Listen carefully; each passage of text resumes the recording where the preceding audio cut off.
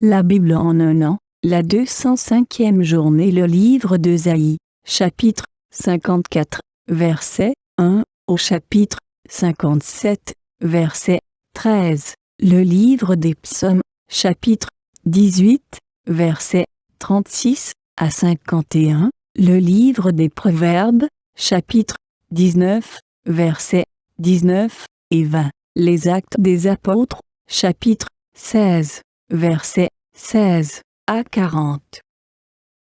Le livre d'Ésaïe, chapitre 54. Réjouis-toi, stérile, toi qui n'as pas eu d'enfant. Éclate de joie et pousse des cris de triomphe, toi qui n'as pas connu les douleurs de l'accouchement. En effet, les enfants de la femme délaissée seront plus nombreux que ceux de la femme mariée, dit l'Éternel. Agrandis l'espace de ta tente, qu'on déplie les toiles qui te servent d'habitation, n'en retiens rien. Allonge tes cordages et renforce tes piquets. En effet, tu déborderas à droite et à gauche. Ta descendance envahira des nations et peuplera des villes désertes. N'aie pas peur, car tu ne seras pas couverte de honte. Ne rougis pas, car tu ne seras pas déshonorée. Au contraire, tu oublieras la honte de ton adolescence et tu ne te souviendras plus du déshonneur de ta période de veuvage. En effet, ton époux, c'est celui qui t'a faite, et son nom est l'Éternel, le Maître de l'univers. Celui qui te rachète, c'est le Saint d'Israël, et on l'appelle Dieu de toute la terre. Oui, l'Éternel t'a rappelé comme une femme abandonnée, à l'esprit abattu, comme une femme des jeunes années qu'on a rejetée, dit ton Dieu. Pendant un court moment, je t'avais abandonné, mais c'est avec une grande compassion que je t'accueillerai. Dans un débordement de colère, je m'étais un instant caché à toi, mais avec un amour éternel, j'aurai compassion de toi, dit l'Éternel, celui qui te rachète. En effet, la situation est pour moi pareille à celle de Noé. J'avais juré que le déluge qui a frappé Noé ne frapperait plus la terre. De même, je jure de ne plus m'irriter contre toi et de ne plus te menacer. Même si les montagnes s'éloignaient, même si les collines étaient ébranlées, mon amour ne s'éloignera pas de toi et mon alliance de paix ne sera pas ébranlée, dit celui qui a compassion de toi, l'Éternel. Malheureuse, toi qui es battue par la tempête et que personne ne console, je pose tes pierres avec du mortier et je te donnerai des fondations en saphir. Je ferai tes ouvertures en rubis, tes portes en escarboucle et toute ton enceinte en pierres précieuses. Tous tes fils seront disciples de l'Éternel et leur prospérité sera grande. Tu seras affermi par la justice. Oublie l'oppression car tu n'as rien à craindre. Oublie la terreur, car elle ne s'approchera pas de toi. Si l'on forme des complots, cela ne viendra pas de moi. Celui qui se liguera contre toi tombera contre toi. Vois, j'ai créé le forgeron qui souffle sur les braises et qui fabrique une arme, mais j'ai aussi créé le destructeur chargé de l'anéantir. Toute arme préparée contre toi sera sans effet, et toute personne qui s'attaquera à toi au tribunal, c'est toi qui la condamneras. Tel est l'héritage des serviteurs de l'Éternel, telle est la justice qui leur viendra de moi, déclare l'Éternel. Le livre d'Ésaïe, chapitre 55. Vous tous qui avez soif, venez vers l'eau, même celui qui n'a pas d'argent.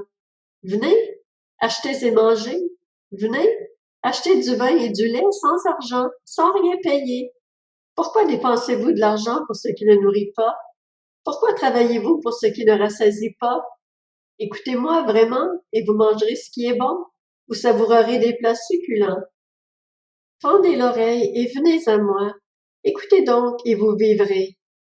Je conclurai avec vous une alliance éternelle pour vous assurer les grâces promises à David. Je l'ai établi comme un témoin pour les peuples, comme un guide et un chef pour eux. Tu appelleras des nations que tu ne connais pas, et des nations qui ne te connaissent pas accourront vers toi à cause de l'Éternel, ton Dieu, du Saint d'Israël, parce qu'il te donne sa splendeur. Recherchez l'Éternel pendant qu'il se laisse trouver.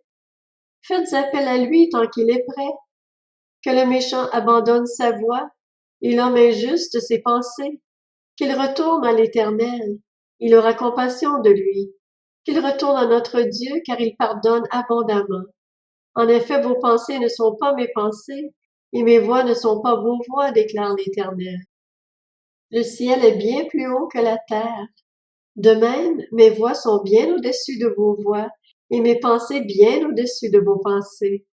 La pluie et la neige descendent du ciel, et n'y retournent pas sans avoir arrosé la terre, sans l'avoir fécondée et avoir fait germer ses plantes, sans avoir fourni de la semence au semeur et du pain à celui qui mange.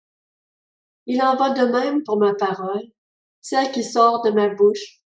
Elle ne revient pas à moi sans effet, sans avoir fait ce que je désire, et rempli la mission que je lui ai confiée. Oui, vous sortirez dans la joie, et vous serez conduits dans la paix. Les montagnes et les collines éclateront en cris de joie devant vous, et tous les arbres de la campagne battront des mains. Au lieu des buissons épineux poussera le cyprès, au lieu de l'ortie poussera le myrte, et cela contribuera à la réputation de l'Éternel. Ce sera un signe éternel qui ne disparaîtra jamais. Le livre d'Ésaïe, chapitre 56. Voici ce que dit l'Éternel. Respectez le droit et pratiquez la justice, car mon salut est sur le point d'arriver et ma justice est prête à se révéler. Heureux l'homme qui adopte ce comportement et le Fils de l'homme qui y reste fermement attaché, qui respecte le sabbat au lieu de le violer et veille sur ses actes pour ne commettre aucun mal. Que l'étranger qui s'attache à l'Éternel ne dise pas « L'Éternel me séparera certainement de son peuple » et que l'eunuque ne dise pas « Je ne suis qu'un arbre sec ». En effet, voici ce que dit l'Éternel. Si des eunuques respectent mes sabbats, choisissent de faire ce qui me plaît et restent attachés à mon alliance, je leur donnerai dans mon temple et à l'intérieur de mes murailles une place et un nom qui vaudront mieux pour eux que des fils et des filles. En effet, je leur donnerai un nom éternel qui ne disparaîtra jamais. Quant aux étrangers qui s'attacheront à l'Éternel pour lui rendre un culte, pour aimer son nom, pour être ses serviteurs, tous ceux qui respecteront le sabbat au lieu de le violer et qui resteront attachés à mon alliance, je les amènerai sur ma montagne sainte et je les réjouirai dans ma maison de prière. Leurs holocaustes et leurs sacrifices seront acceptés sur mon autel, car mon temple sera appelé une maison de prière pour tous les peuples.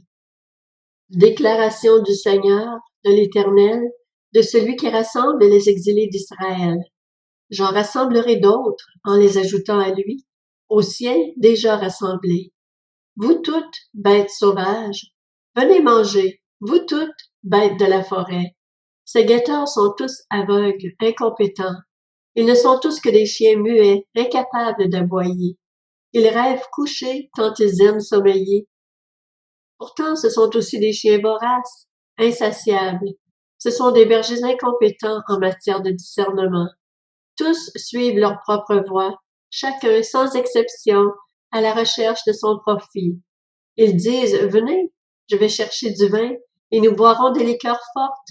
Nous ferons la même chose demain, il en reste encore beaucoup. » Le livre d'Ésaïe, chapitre 57. Le juste disparaît et personne ne prend cela à cœur. Les hommes de bien sont enlevés et personne ne comprend que c'est à cause du mal que le juste est enlevé. Il entrera dans la paix et trouvera le repos sur son lit, celui qui aura marché dans la droiture. Mais vous, approchez-vous ici, fils de l'astrologue, vous qui descendez d'un père adultère et d'une mère prostituée. De qui vous moquez-vous? Contre qui ouvrez-vous une large bouche et tirez-vous la langue? N'êtes-vous pas des enfants désobéissants, une famille de menteurs? Vous brûlez de désir près des térébintes, sous tout arbre verdoyant, et vous égorgez les enfants dans les vallées, sous les fentes des rochers. C'est dans les pierres polies d'un ravin qu'est ta part. Voilà, oui, voilà quel est ton lot. C'est en leur honneur que tu verses des offrandes, que tu offres des sacrifices. Puis-je être insensible à cela? Sur une grande et haute montagne, tu dresses ton lit. C'est aussi là que tu montes pour offrir des sacrifices. Derrière la porte et ses montants, tu as installé ton amulette. En effet, en cachette de moi, tu te déshabilles, tu montes sur ton lit et tu y fais de la place. Tu fais alliance avec ceux dont tu aimes partager le lit. Tu contemples leur nudité. Puis tu vas trouver le roi avec de l'huile. Tu multiplies tes parfums, tu envoies tes messagers très loin, tu descends jusqu'au séjour des morts. À force de marcher, tu te fatigues, mais tu ne le dis pas. C'est sans espoir. Tu parviens encore à trouver des ressources. Aussi ne montres-tu pas de signes de faiblesse. Qui redoutais-tu? De qui avais-tu peur pour me tromper? Pour ne pas te souvenir ni te soucier de moi? N'ai-je pas gardé le silence, et même depuis longtemps? Et de moi, tu n'as pas peur. Je vais révéler ta justice et tes actes, mais ils ne te seront d'aucune utilité. Quand tu crieras que ton ramassis d'idoles vienne te délivrer, en réalité, le vent les emportera toutes, un souffle les enlèvera. En revanche, celui qui cherche refuge en moi héritera du pays et prendra possession de ma montagne sainte. Le livre des Psaumes, chapitre 18. Tu me donnes le bouclier de ton salut, ta main droite me soutient, et je deviens grand par ta bonté. Tu élargis le chemin sous mes pas, et mes pieds ne trébuchent pas. Je poursuis mes ennemis, je les atteins, et je ne reviens pas avant de les avoir exterminés. Je les frappe, et ils ne peuvent plus se relever, ils tombent sous mes pieds. Tu me donnes de la force pour le combat, tu fais plier sous moi mes adversaires. Tu mets mes ennemis en fuite devant moi, et je réduis au silence ceux qui me détestent. Ils crient, et personne pour les sauver. Ils crient à l'Éternel, et il ne leur répond pas. Je les réduis en miettes, je les rends pareils à la poussière que le vent emporte, je les balaie comme la boue des rues. Tu me délivres des révoltes du peuple, tu me mets à la tête des nations. Un peuple que je ne connaissais pas m'est soumis. Ils m'obéissent au premier ordre. Les étrangers me flattent, les étrangers perdent courage, ils sortent en tremblant de leur forteresse. L'Éternel est vivant, béni soit mon rocher. Que l'on dise la grandeur de Dieu de mon salut. C'est le Dieu qui m'accorde la vengeance, qui me soumet les peuples, qui me délivre de mes ennemis. Tu m'élèves au-dessus de mes adversaires, tu me sauves de l'homme violent. C'est pourquoi je te louerai parmi les nations, Éternel, et je chanterai à la gloire de ton nom. Il accorde de grandes délivrances à son roi, il agit avec bonté envers celui qu'il a désigné par onction, envers David et sa descendance, pour toujours. Le livre des Proverbes, chapitre 19. Celui que la colère emporte doit subir une sanction. Si tu la lui épargnes, tu l'encourages à recommencer. Écoute les conseils et accepte l'instruction. Ainsi tu seras sage dans la suite de ta vie. Actes des Apôtres, chapitre 16. Alors que nous nous rendions au lieu de prière, une jeune esclave qui avait un esprit de divination est venue à notre rencontre. Par ses prédictions, elle procurait un grand profit à ses maîtres. Elle s'est mise à nous suivre, Paul et nous, en criant « Ces hommes sont les serviteurs du Dieu très haut, et ils nous annoncent le chemin du salut. » Elle a fait cela pendant plusieurs jours. Paul, agacé, s'est retourné et a dit à l'esprit « Je t'ordonne au nom de Jésus-Christ de sortir d'elle. » Il est sorti au moment même. Quand les maîtres de la servante ont vu disparaître l'espoir de leur gain, ils se sont emparés de Paul et Silas et les ont traînés sur la place publique devant les magistrats. Ils les ont présentés aux juges en disant « Ces hommes sèment le trouble dans notre ville, ce sont des Juifs, et ils annoncent des coutumes qu'il ne nous est pas permis d'accepter ni de suivre, à nous qui sommes Romains. » La foule s'est aussi soulevée contre eux, et les juges ont fait arracher leurs vêtements et ordonné qu'on les batte à coups de fouet. Après les avoir roués de coups, ils les ont jetés en prison en recommandant aux gardiens de la prison de les surveiller de près. Face à une telle consigne, le gardien les a jetés dans la prison intérieure et a emprisonné leurs pieds dans des entraves. Vers le milieu de la nuit, Paul et Silas priaient et chantaient les louanges de Dieu, et les prisonniers les écoutaient. Tout à coup, il y a eu un tremblement de terre si violent que les fondations de la prison ont été ébranlées. Toutes les portes se sont immédiatement ouvertes et les liens de tous les prisonniers ont été détachés.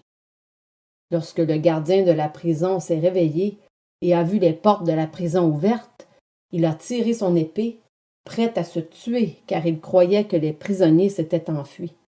Mais Paul a crié d'une voix forte, « Ne te fais pas de mal, car nous sommes tous ici. » Alors le gardien a demandé de la lumière, est entré précipitamment et s'est jeté tout tremblant aux pieds de Paul et de Silas. Il les a fait sortir et a dit, « Seigneur, que faut-il que je fasse pour être sauvé? » Paul et Silas ont répondu, « Crois au Seigneur Jésus-Christ, et tu seras sauvé, toi et ta famille. » Et ils lui ont annoncé la parole du Seigneur ainsi qu'à tous ceux qui étaient dans sa maison. À cette heure-là de la nuit, le gardien les a amenés pour laver leurs plaies. Il a immédiatement été baptisé, lui et tous les siens. Après les avoir conduits chez lui, il leur a servi à manger. Il se réjouissait avec toute sa famille d'avoir cru en Dieu. Quand il a fait jour, les juges ont envoyé leurs agents dire au gardien de la prison, « Relâche ces hommes. » Le gardien a rapporté ces paroles à Paul. « Les juges ont fait dire de vous relâcher. Sortez donc maintenant et partez dans la paix. » Mais Paul a dit aux agents, « Après nous avoir fait battre en public et sans jugement, alors que nous sommes Romains, ils nous ont jetés en prison et maintenant ils nous feraient sortir en secret? Il n'en est pas question. Qu'ils viennent eux-mêmes nous remettre en liberté. » Les agents ont rapporté ces paroles aux juges, qui ont été effrayés en apprenant que Paul et Silas étaient Romains. Ils sont venus leur présenter des excuses et les ont libérés en leur demandant de quitter la ville. Une fois sortis de la prison, ils sont entrés chez Lydie, et après avoir vu et encouragé les frères et sœurs, ils sont partis.